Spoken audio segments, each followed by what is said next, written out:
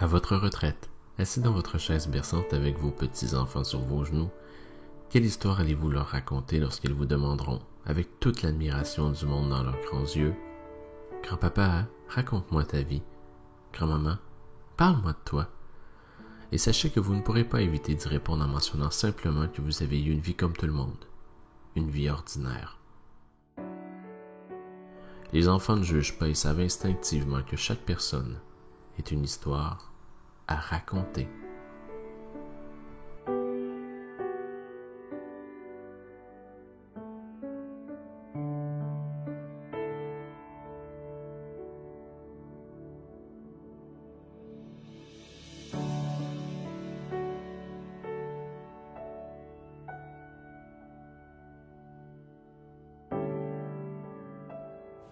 Alors, bonjour à tous et bienvenue. Et bienvenue à cette nouvelle entrevue dans le cadre de la série Sortir de l'ombre et briller. Aujourd'hui, c'est une rencontre coup de cœur pour moi parce que cette personne-là, elle est arrivée dans ma vie à un moment où je m'y attendais pas.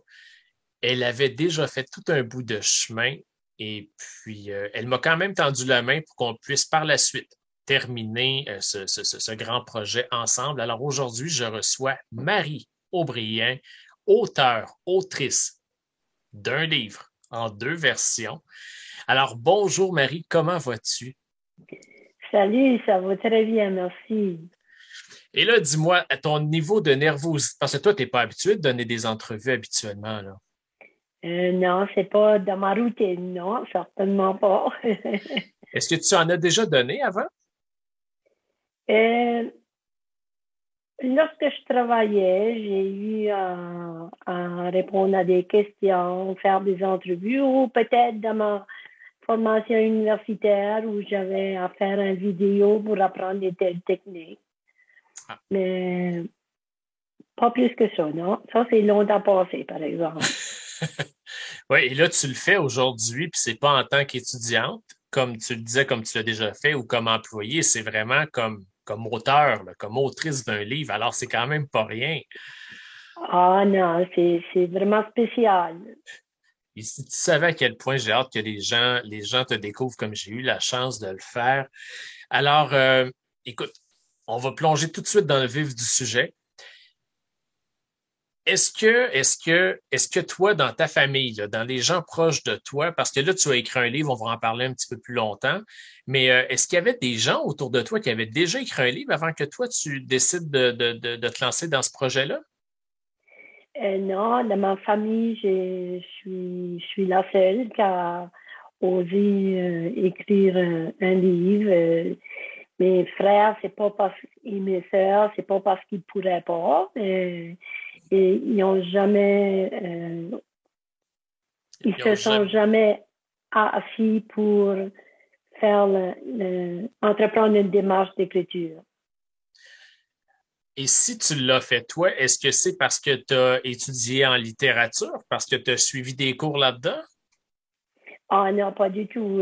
Moi, j'ai une formation en service social. J'ai eu des travails administratifs. J'ai pas, j'ai pas d'expérience. J'en avais pas. J'ai toujours aimé l'écriture à l'école.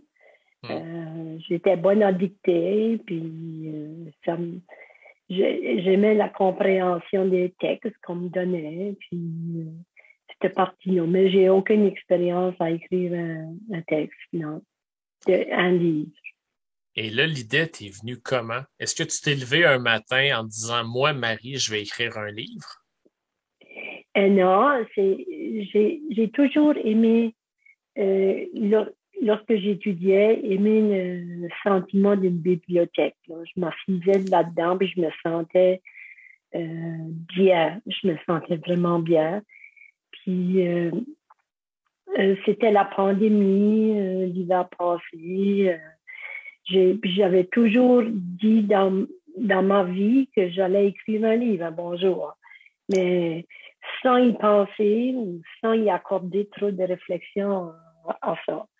Ça fait une bonne fois, en janvier j'écoutais des vidéos sur Internet, sur le développement personnel.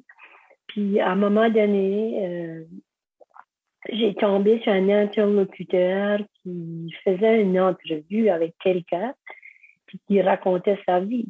C'est là que l'idée d'écrire un livre m'est venue. Puis de raconter, que ça soit un mémoire, que ça soit ma vie que je raconte. Parce que j'ai tout le temps trouvé que je suis une personne introvertie, mais j'ai toujours eu des choses à dire. Puis avec mon vécu que j'ai eu, je trouvais tout le temps que j'avais pas réussi à partager mon vécu avec mes enfants surtout. Puis c'est là la nécessité. C'était la motivation est venue tellement puissante et pressante pour moi.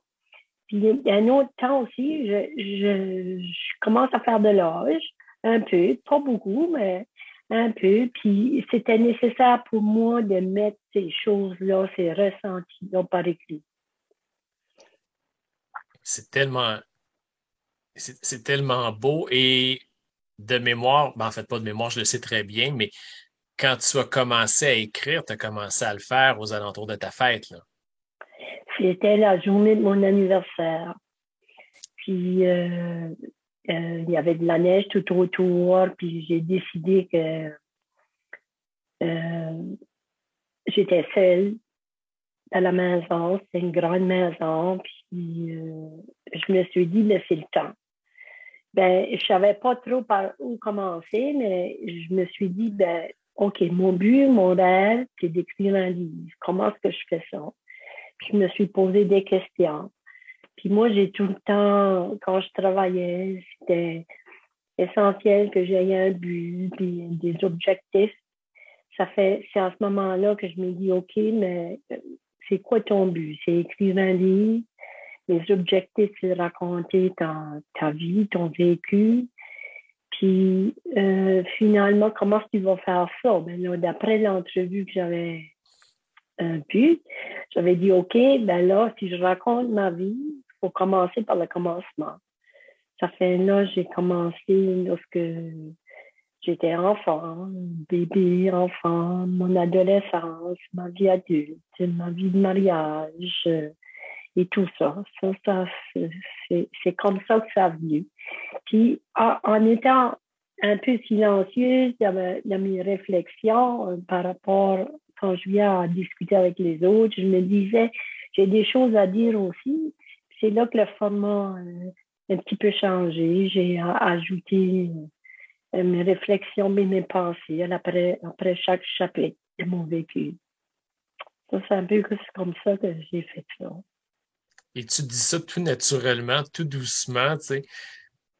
Et je pense pas que tu réalises à quel point c'est très, très grand ce que tu as réussi à faire. Bon, les gens qui me connaissent savent que ça m'a pris 3 ans, moi, écrire Sortir de l'ombre et briller, parce que j'ai pas fait ce que toi t'as fait.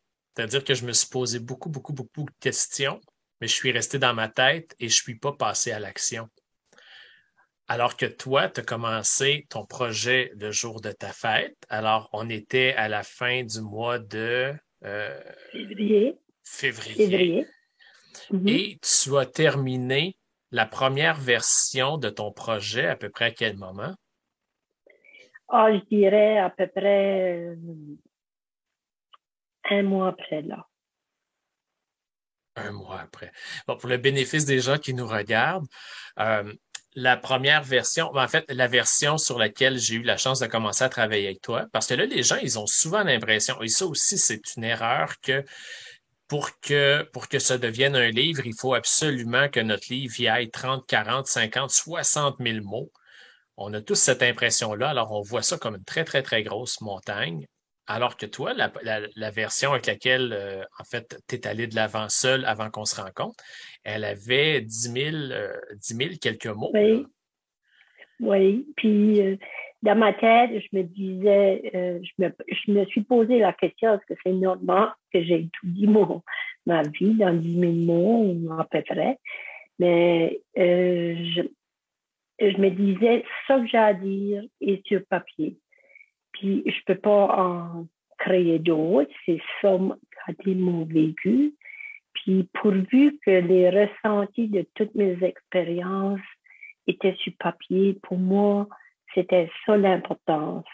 Que les gens, que mes perceptions de ce que j'avais vécu soient partagées avec les autres. Et 10 000 mots, c'est énorme en un mois. C'est beaucoup, là. Mais j'avais tout le temps. J'avais beaucoup de temps sur mes mains. Mais je commençais le matin,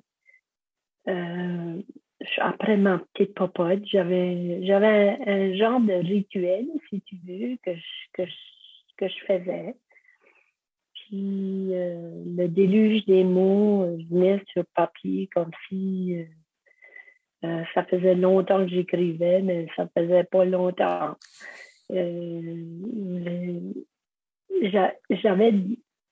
On a tous du vécu. Puis quand on connaît bien notre propre vie, ça fait que je connaissais ma propre vie. C'était avec mon plan qui me servait de guide. Là. Je suis un peu... j'aime les structures, là. Ça fait... C'est comme ça que ça s'est déroulé.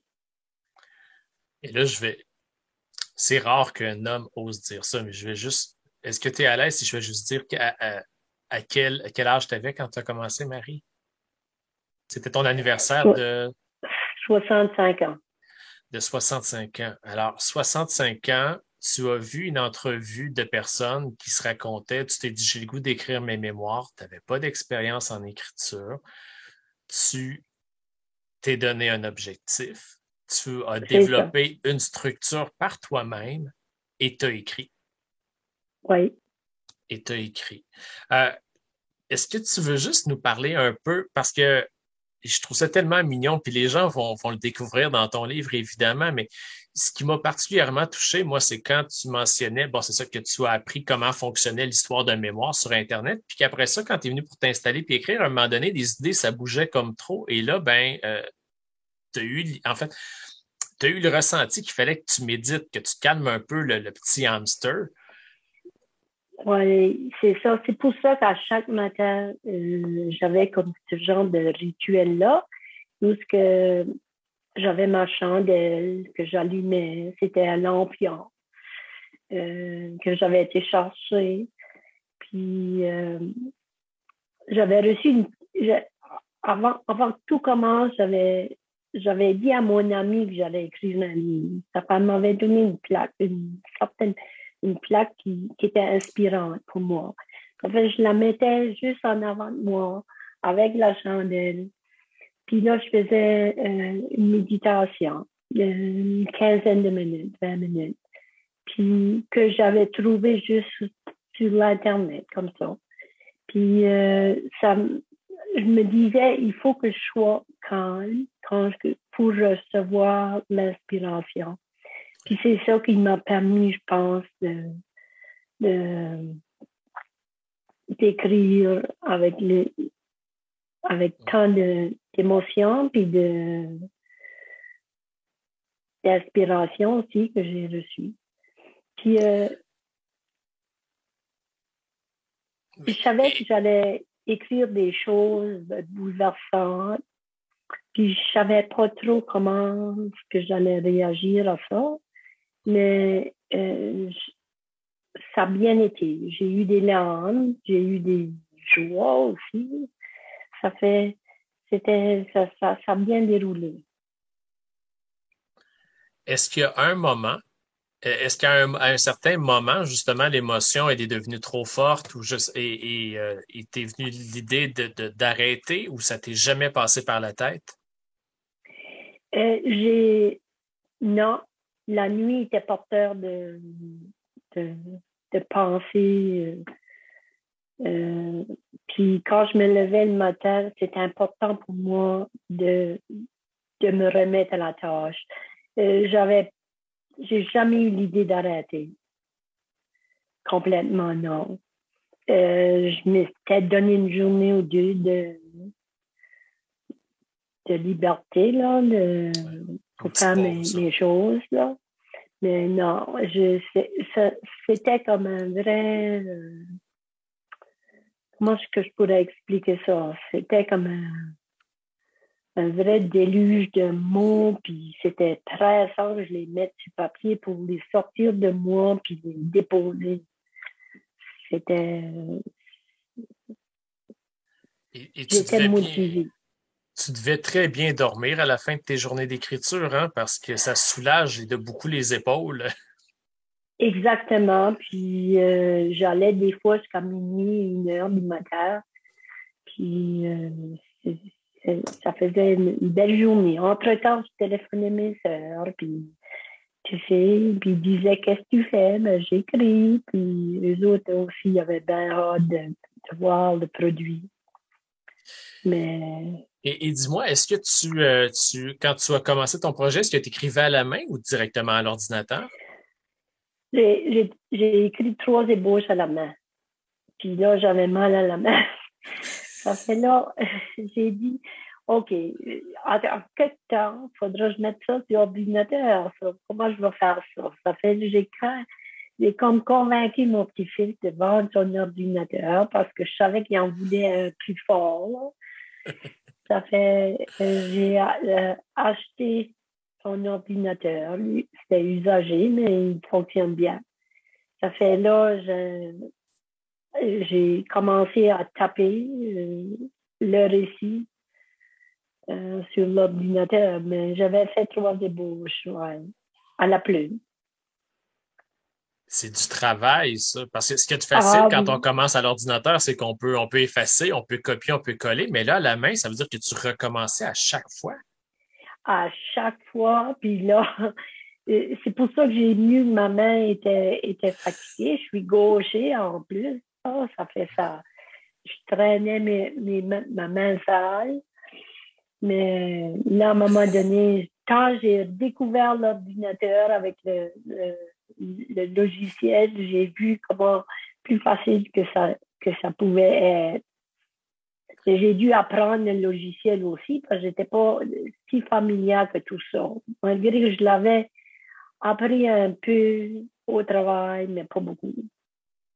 Est-ce que tu penses que ça aurait été aussi facile pour toi, quand tu disais que c'était un déluge de mots, est-ce que tu penses que ça aurait été aussi facile de canaliser ce déluge de mots-là si tu avais été directement à l'ordinateur plutôt que de le faire à la main? Pour moi, à la plume, c'était nécessaire parce que ma main fait partie de moi, fait partie de mon corps. C'est normal pour moi d'écrire, de prendre la plume, puis c'est bien plus facile pour commencer, pour moi. Peut-être pas pour quelqu'un d'autre, c'est OK. Mais pour moi, parce que j'étais plus habituée à la plume, ça a été ça le secret pour commencer à écrire. Tu sais, je te posais la question parce que souvent on me la pose moi aussi, parce que j'écris toujours à la main. Parce que comme tu le dis, la main, elle nous appartient. Alors, c'est comme une extension. Alors, quand l'inspiration vient, ça y va toute seule, c'est naturel. Alors qu'au clavier, il y a comme un... En tout cas, moi, c'est pas pareil. Je commence toujours à la main puis je vais au clavier. Oui, c'est ça. C'est comme une connexion que tu as à toi. Hein? Ouais. Ouais. Et les gens devraient donc retrouver cette connexion-là parce que les plus jeunes écrivent de moins en moins à la main. Alors, ils expérimenteront jamais ça et c'est d'une tristesse. Et là, écrire un livre toute seule, par soi-même, c'est, quant à moi, déjà une superbe réalisation. Toi, tu t'es pas arrêté là. Tu n'as pas juste écrit le livre. Tu n'as pas juste écrit un manuscrit. Là. Tu t'es mis dans la tête que ce manuscrit-là allait devenir un livre et que tu allais le tenir entre tes mains un jour. Ah oui, je le visualisais vraiment. Je le voyais, je ne savais pas comment ça allait se terminer, mais je le visualisais d'avoir écrit un livre. C'était important pour moi. C'était la première fois que je sentais que j'avais une passion, un intérêt. Il fallait que je poursuive ça. Est-ce que ça t'a fait peur un peu? Parce que là, c'est autre chose. Écrire, ça dépend beaucoup de toi, mais après ça, que ça devienne un livre, il y a quand même des étapes que tu connaissais pas. Est-ce que tu as eu peur un peu? Est-ce que... Ah oui, c'est certain. Mais là, j'ai pensé, une fois que j'ai eu le manuscrit, j'ai pensé, je vais le faire hier par mon fils aîné. Puis lui me donnera ses impressions. Puis après ça, je l'ai fait lire par ma thérapeute. Puis elle pouvait valider beaucoup de mes ressentis. Ça fait une fois que j'ai eu le OK, j'ai pensé, ben regarde, ça va marcher. Puis c'est sûr que là, je savais pas le couvert d'un livre, comment ça se fait, puis tout ça, là, comme c'était tout inconnu, puis je savais pas trop comment m'y prendre, mais finalement, quelqu'un ma thérapeute, en fait, elle avait un peu d'expérience là-dedans, puis a dit, ben, apporte-moi des photos de famille. Ça fait, j'ai fouillé dans mes albums de famille, puis des photos de famille, puis je lui ai apporté ça. Elle a fait un genre de montage. Une fois que j'ai eu le montage, ben là, OK, qu'est-ce que je fais là? C'est ça, j'ai pensé à l'imprimerie, j'ai vérifié les prix, j'ai fait ça local, là. Et puis là, je vais le montrer aux gens. Euh, J'espère que ça va bien sortir à la caméra, c'est important. Alors, on le voit super bien. Alors, ce qu'on voit Ouais, ici, c'est en fait ton premier accouchement, ton premier bébé, c'est ça. dont le titre est Oser me raconter sans crainte un mémoire. Et là, on voit le montage comme tu nous en as parlé. Et sur la quatrième de couverture, ben, évidemment, on voit là ta courte description et on voit une poursuite du montage. À quel moment, dis-moi, tu m'as contacté? Parce que je me souviens très bien qu'au printemps 2021, je pense que tu m'avais découvert sur Facebook et tu m'avais envoyé un courriel ou un message me disant, Bonjour, Monsieur Parent, je viens de terminer un manuscrit, auriez-vous le temps de le lire?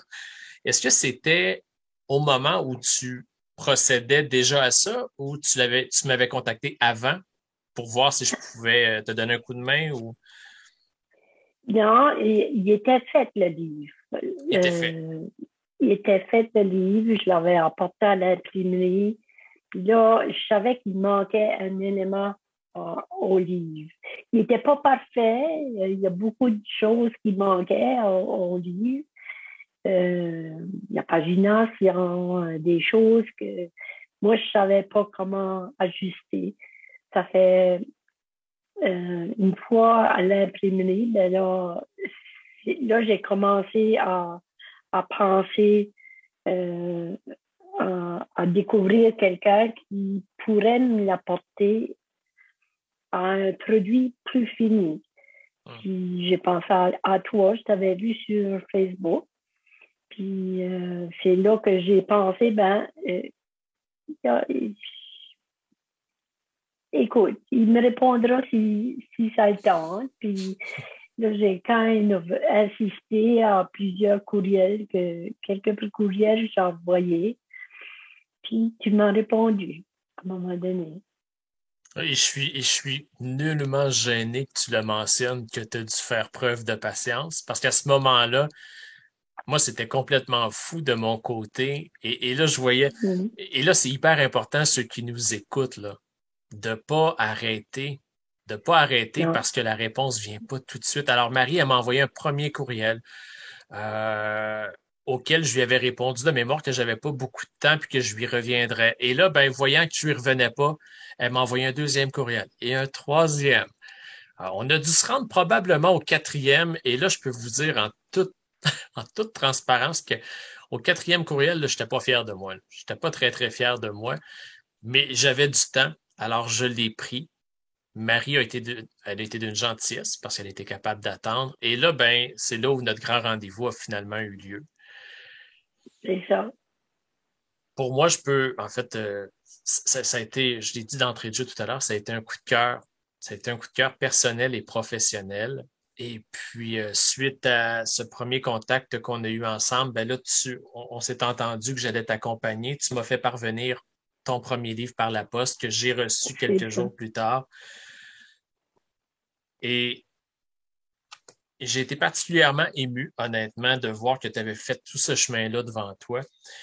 Et puis là, ben, le défi après, ben, c'est ça. Le défi que tu m'avais lancé, qu'on s'était lancé, c'était d'en faire, d'en faire un livre, disons, plus près des standards du marché. Et puis, Exactement. tout ce que tu avais fait, c'était parfait. Maintenant, tout ce qu'il fallait faire, c'est ça, c'était l'emmener d'un point de vue différent. Alors, on a travaillé sur, bon, évidemment, une table des matières, la page des crédits, on a revu la façon de travailler. Et puis, ça m'a fait beaucoup travailler de mon côté.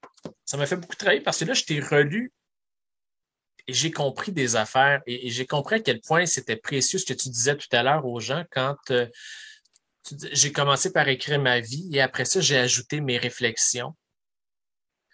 Euh, et c'est là où moi le déclic il est vraiment venu. Alors, pour les gens qui nous regardent, je vais vous montrer ce que c'est devenu.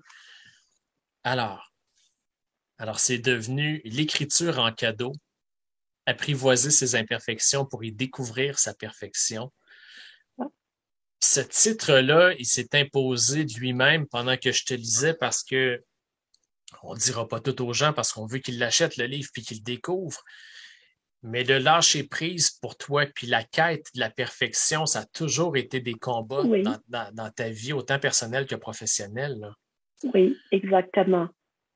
Et, Puis c'était ça, c'était euh, quand j'ai quand j'ai pris ma première version, le livre, la première version, puis que je l'ai posté sur Facebook, je savais assez qu'il était imparfait parce que je me disais, mais je me mets nu devant le monde euh, avec toutes ces imperfections-là parce que je savais que qu'un livre devait ressembler. Mais j'étais tellement fière d'avoir pu écrire un manuscrit, puis d'avoir pu de le partager avec des gens qui auraient eu un vécu semblable à moi ou qui auraient eu le goût aussi d'utiliser cet outil-là qui est l'écriture pour déposer leur vécu sur papier. et là, tu as reçu, avant même qu'on travaille sur la deuxième version, parce que là, on les a intégrés dans la deuxième version, mais tu avais reçu déjà beaucoup de commentaires de gens qui avaient pris le temps de te lire, là. Oui, exactement. Comme tout d'un coup, j'ai reçu des messages comme quoi alors, ben, je suis intéressée à lire ton livre. Ça fait là, il a fallu que je décide, OK, juste avant j'envoie le message, j'avais décidé 10 $ la copie. Puis, c'était pas trop demandant. Ça fait beaucoup de gens se sont euh, révélés à moi par Facebook, par le message, pour me dire qu'ils étaient intéressés. Ça fait, ils venaient à ma porte, ils venaient chercher, puis c'est comme ça que ça a débuté. Et c'est ça. Alors, les gens l'ont acheté parce que tu leur as dit qu'il était disponible. Et là, ben, c'est ça. Après ça, ils ont commencé à t'écrire parce qu'ils l'ont acheté, mais ils l'ont lu. Puis après l'avoir lu, ben là, tu as reçu plein de beaux Les compliments. commentaires. Oui, de Oui, j'ai eu commentaires. beaucoup de commentaires des gens comme quoi que ça les avait touchés, qu'ils avaient un vécu semblable, ou proche de ça. Ou, tu sais, le perfectionnisme, les thèmes que j'avais adressés dans le livre sont ressortis dans leur vécu à eux autres aussi. Puis ça me touchait vraiment de voir que, qu'il y en avait qui avaient eu des larmes, puis tu sais, qui m'ont compris aussi, mes perceptions de mon vécu, qui ont compris ce que j'avais vécu aussi. C'était important. Ben, c'est là où quand je dis à tout le monde que chaque personne est une histoire à raconter, puis que souvent on a l'impression que notre histoire, elle n'est pas exceptionnelle, mais ça n'a Mhm. pas besoin d'être une histoire de grands feux d'artifice, parce que chacune des histoires, elle est unique. Et on se rend compte que même si notre histoire, elle est unique, ce qu'on a vécu, ce qu'on a ressenti et ce qu'on a le goût de partager, ben, il y a plein de gens qui sont dans la même situation que nous. Et toi, c'est ce que tu as vu, là. Ah oui, exactement, oui, oui. Tu as fait du bien. Alors, toi, Puis, tu t'es fait du bien et tu as fait du bien oui, aux autres. ah oui, c'est sûr que pour moi, l'écriture a été comme une thérapie pour moi de tout déposer ces ressentis-là, euh, puis continuer avec ma vie. C'est là. Euh, puis ça a été comme un déclencheur pour beaucoup de choses, parce que depuis ce temps-là, mes amis, mon entourage proche me dit, ah ben, t'es plus la même, t'es beaucoup plus ouverte, puis ça c'est plaisant de voir jusqu'à où ce que j'ai pu aller Oui. avec ça. Et ça, c'est que le début. C'est ce qu'il y a de beau parce que tu as déjà changé. En fait, pendant que tu écrivais, tu as changé. Après l'avoir partagé, ben, évidemment, on change toujours. Là, on a fait un travail ensemble et là, des nouvelles personnes vont découvrir ton livre ou celles qui ont déjà acheté ta première version vont avoir le goût de redécouvrir parce que là, ce qu'on a fait ensemble, ce que je trouvais moi hyper important, c'était de davantage accentuer. Alors, par exemple, quand tout à l'heure, tu disais que à la fin de chacun des chapitres, tu offrais tes réflexions. Mais là, ce qu'on a fait, c'est que ces réflexions-là, ils sont devenus le carnet de Marie. Alors, on a vraiment isolé la portion où tu nous livres. Tu nous livres. C'est spécial d'être capable de se dégager de son vécu puis être capable de livrer une analyse. Ouais. Ça demande énormément de maturité puis de recul. Et à la toute fin, ce qu'on a fait, c'est qu'on a ajouté une section bonus, une section boni, qui est sur, en fait, l'écriture en cadeau. Alors, toute ta démarche de la naissance, bon, évidemment, on en a parlé un peu à la caméra, mais on n'a pas tout dit. Oui, Euh, c'est ça. alors, c'est comment tu l'as vécu. Alors, les gens qui ont déjà acheté ton premier livre, en achetant celui-là, vont non seulement te donner un coup de main et t'encourager, mais ils vont découvrir des trucs aussi, là. Oui, oui, Et puis, on est passé on est resté dans la simplicité et dans ton style à toi. Ce que les gens découvrent à la caméra aujourd'hui, c'est-à-dire euh, la Marie toute souriante, tout en humilité, tout en douceur, ben, c'est la même chose. Alors, il n'y a pas de grandes phrases à l'emporte-pièce qui durent 4 lignes. Alors, c'est des phrases simples qui sont accessibles dans la façon dont tu t'exprimes. Et c'est au final, important pour moi. ben oui, parce que c'est ta personnalité. Et on reste dans un format qui se lit très, très bien de 16 000 mots, là. Alors, Oui, si on a l'esprit compétitif un peu, on peut prendre le livre et le dévorer d'un couvert à l'autre. Maintenant, c'est pas l'idéal. Moi, ce que je recommande aux gens, c'est de le prendre un chapitre à la fois, puis de le prendre, de le déposer, puis de revenir le lendemain, de le savourer. On devrait toujours faire ça avec les livres. Et oui, c'est une lecture qui fait du bien et qui nous rappelle qu'on a tout quelque chose de beau à partager aux autres, là. exactement. Puis, tu sais que comme personne, on a toutes des souffrances et des joies dans notre vécu, mais savoir à la fin que chaque souffrance, euh, il y a une autre dimension, celle de la guérison. Puis je crois que c'est ça qui est important de retenir, c'est que puis qui nous fait qu'on va de l'avant. Mm. Tu sais, puis Ouais. Ouais, parce que je me suis offert le cadeau, tu m'as permis de le faire, tu sais, de t'offrir la préface du livre. ah Et, oui, et ce que je t'ai marqué, c'est que c'est ça. Il est arrivé tellement d'occasions dans ta vie où tu aurais pu mettre les deux genoux au sol et décider que tu n'avais pas la force de te relever.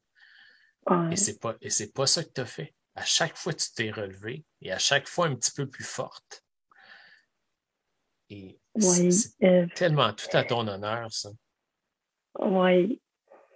Mais tu sais, j'ai eu de l'accompagnement, puis ça m'a aidé beaucoup. Mais tu sais, chacun il choisit son approche. Oui. Mais pour moi, l'accompagnement a été bénéfique. C'est comme ça que moi, je me suis pris. Parce que tu n'as pas eu peur d'aller demander de l'aide quand tu en as eu besoin. Non, pas du tout. Ayant C'est une ça. formation en famille sociale, je savais que le rôle d'un psychologue. Oui. Puis j'avais plus le choix, là. Il fallait que je débouche, que je parle. Puis je voulais pas le faire avec mes proches. Ça fait quelqu'un d'indépendant. C'est comme ça que j'ai approché ça. Et ça aussi, ça fait partie des beaux messages dans ton livre. Parce que souvent, on a Oui. cette fausse perception-là que d'aller demander de l'aide, c'est un signe de faiblesse, alors qu'au contraire, ça prend énormément de courage et de force pour. C'est tout à fait l'inverse, là. Exactement, ouais. Oui. Alors, dis-moi, ma chère, tu vois, je t'avais dit qu'on passerait probablement 30 minutes ensemble, ça fait quasiment 45. Non. Ben oui, j'ai tout juste de voir ça, on est rendu à 45 minutes. Alors, c'est phénoménal. Euh, J'aimerais qu'on termine, Marie. En fait, j'aimerais ça que tu dises aux gens qui nous écoutent actuellement, qui ont un projet d'écriture, puis qui osent pas, là. En fait, tu sais, qui se disent, j'ai pas d'ordinateur, j'ai pas de talent, je sais pas comment ça marche. Est-ce que tu as un conseil à leur donner? Vraiment, c'est oser le faire. On a tous des rêves. Puis arriver à concrétiser un rêve, c'est avoir une plume puis un papier, puis l'écrire ton rêve, puis dire comment est-ce que je dois faire pour le réaliser. Puis, par l'écriture, pour moi, ça a été un cadeau parce que j'ai réussi à transformer mon vécu dans quelque chose de beau. Puis, malgré des souffrances que j'ai passées à travers, puis chacun a une histoire à raconter, puis chacun a un vécu différent du mien, ou semblable, puis c'est comme une vraie thérapie. Ça a été une vraie thérapie. Puis une fois qu'on y prend goût, on commence par le commencement. On commence pas si tu veux commencer par la fin, on arrive au commencement quelque temps. Mais tu sais, on commence. Puis c'est se mettre dans le mode d'action. Oui. Je pense que c'est ça qu'il faut. Se mettre dans un mode de fonctionnement actif. Puis le faire. Parce qu'on peut bien dire, oui, on a tous des rêves, puis comment est-ce qu'on fait pour les atteindre? C'est toutes des questions en l'air du temps, mais il faut arriver à dédramatiser ça, Oui. puis mettre ça dans un plan, avec une petite structure pour te faire aller. Oui. Bon. C'est simple, hein? Et là, t'as comme écrit déjà l'équivalent d'un livre et demi, parce qu'il y a eu la première version, puis la deuxième version sur laquelle tu as dû retravailler. Et ça aussi, ça m'a épaté beaucoup, beaucoup, beaucoup, parce que quand on a commencé à travailler ensemble, rapidement, je t'envoyais des questions. Oui. Et tabarouette, 2, 3 jours après, tu me revenais à chaque fois avec les réponses et je me dis, mais comment elle fait? Alors, t'as écrit l'équivalent d'un livre et demi déjà. Est-ce que ton aventure dans le domaine de l'écriture, toi, elle s'arrête là ou un jour, il y a peut-être d'autres choses? Ah non, j'ai tellement aimé l'écriture que pour moi, ça va continuer. Je suis en train de penser, réfléchir sur un autre manuscrit que j'aimerais débuter. Je sais pas c'est quoi ce que ça va donner, mais je suis passionnée par ça. Ça m'a donné un intérêt. J'ai jamais eu d'intérêt dans ma vie, là. J'étais trop prise puis occupée à faire d'autres choses, à m'occuper des autres. Puis, à un moment donné, il arrive un temps dans ta vie, tu te dis, mais je vais penser à moi à un moment donné. Puis quand j'ai fait ça, j'ai découvert une passion des mots. Puis, tout en étant moi-même, ma simplicité. C'est ça que je veux. Je veux que ça soit simple et accessible. Alors, il n'est jamais trop tard pour se découvrir une passion. Les gens qui nous écoutent, là, parce qu'à un certain moment de ma vie, ça a été le cas, j'en avais pas de passion, je travaillais. En fait, ma passion, c'était de travailler, c'était pas vraiment une passion. J'avais rien, j'avais pas de projet personnel, tout était sur mon travail et c'est arrivé à ma Exactement. conjointe. Et toi, ta passion, ta belle grande passion, tu l'as découvert à 65 ans. Exactement. So, il n'est jamais trop tard pour réaliser pour un projet d'écriture, il n'est jamais trop tard. Puis je le souhaite à tout le monde qui veut un dépassement de soi, se livrant en écriture, c'est merveilleux. C'est dans le glossaire acadien, là, ça a été une sauvation. Sauvation, ça a été grandiose pour moi. Ça m'a sauvé. Là, tu sais, toi et moi, on enregistre ça actuellement à la caméra. Toi, tu es dans ton coin de pays au Nouveau-Brunswick. Je suis au Québec. Et on fait cette entrevue-là en toute simplicité, mais je suis déjà convaincu qu'au moment où les gens vont avoir eu la chance d'écouter l'entrevue, Marie, je suis convaincu que toute cette générosité dont tu as fait preuve aujourd'hui va donner le goût à plein de personnes d'écrire à leur tour, là. Oui.